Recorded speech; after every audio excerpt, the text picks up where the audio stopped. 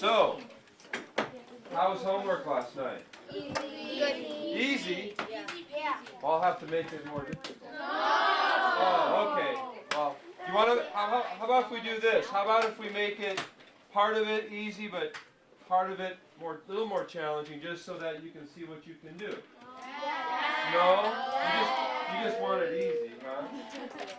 That's boring. See, if we were on the beach, I would agree with you. Plugging in the numbers with a pencil that were there. You don't know erase when it doesn't work. I taught 8th grade for a long time. The whole time I've been teaching, I'm real comfortable with that age, and one of the reasons I like it is because they're close enough to being adult that they get like sarcasm and they get funny jokes, and they want to be treated like grown-ups. That's what they want. That's what they're starved for. Someone that treats them with respect and gives them responsibility. And then down one, so that's the point, 0. The secret to 6th grade is like just being fun and goofy and, okay, now we're serious. Okay, now let's, and it's like, it's that swing between being really serious and really fun. It's like they seem to like that journey. Okay, here's 5, 6, 7, and 8. Sounds like we're all going to start dancing. 5, 6, 7, 8. Right? But there'll be no dancing in math. No dancing. You can sing. No dancing. We don't have enough room. Raise your hand if you need more time. Ooh. Do you think you can finish in 1 more minute? Yeah. No. Do your best. 1 minute. I can't give you more time than that. So when you talk about advisory in a middle school or in a high school, it's this idea that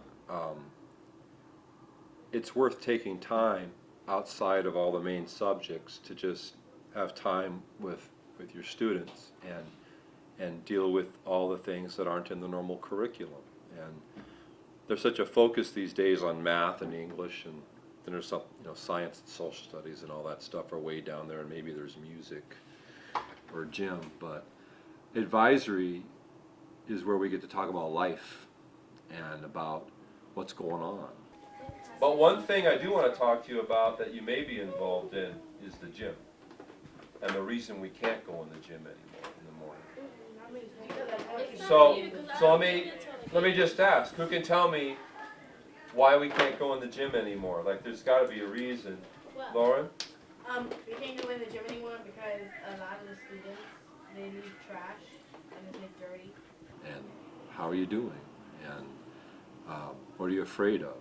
And what challenges do you face in your life? And how do you overcome that? And how do you, what is power in your life? And how do you make good choices when everything in your body tells you not to? I had someone tell me it was an 8th grade problem. And I was like, really? Because I haven't heard anything about that. Whoa. Hold it. I'm sure, remember we're having a group discussion now. And that means if we all talk at once, the value and power of your voice is lost. So let's just one at a time. Because I'm not accusing anybody of anything, but when I hear something that doesn't match my information, I don't think you guys would be like that. I'd like to find out what you think so I can take that back with me and say, I don't think that's happening. One of the things I do in advisory is they'll come in and I'll have it all dark with like a candle going, and I'll start saying that, we all have that one thing that's happened to us that we don't tell everybody, but it's with us all the time. And I call it war stories. We all have this war story. And I tell them the story about my daughter and how I tell them a little bit about how I met her mother, and we got together, and I had never wanted to have a kid in my life. Like, I was going to be one of those no kids for me kind of people. But when I met her mom, I had this really strong sense that there was this life that needed to come into the world. As I got to have my daughter all to myself, the first 2 hours of her life, I sat with just her and me. And that's one of the best times of my life right there, because we were talking to each other, and we weren't using words. We were just like popping little sounds with our mouth, but I had the lights down so she could look at me and I could look at her, and I was really glad she was there. So when my daughter was about 3.5 years old, her mom, who I knew kind of swung both ways before I met her, she decided she was going to be a lesbian full time. And, you know, that was kind of a blow, but, you know, what am I going to do about that? You know, it's like, can't help you there. But at the time, it was like we were going to share our daughter every week, and, you know. But then she got involved with this really crazy, militant, anti-men feminist group. And all of a sudden, she got this crazy idea that my daughter would be better off if I never saw her again. When she threw up the divorce papers, when we finally figured out how to do the custody, she drew it up so that even though I had said I want to be in my daughter's life, I don't want her mom to be able to leave Alaska, you know, unless I go too.